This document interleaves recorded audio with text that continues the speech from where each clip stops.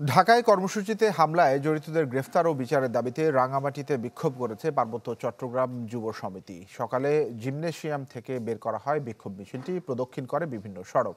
পরে রাঙামাটি চট্টগ্রাম মহাসড়কে অবস্থান নেন বিক্ষোভকারীরা। অভিযোগ করেন, আগের মতো এখনও পাহাড়ের মানুষের ওপর নির্যাতন চালানো হচ্ছে।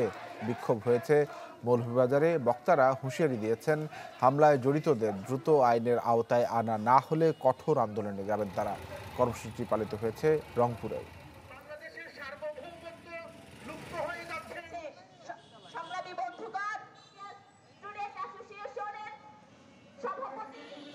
আপনারা মানবাধিকার নিয়ে কথা বলেন, ন্যায্য অধিকার নিয়ে কথা বলেন, কিন্তু আপনার দেশের অভ্যন্তরীণ যে আমার আদিবাসী ভাইদেরকে যে নির্যাতিত করা হচ্ছে সেটা আপনারা দেখছেন না।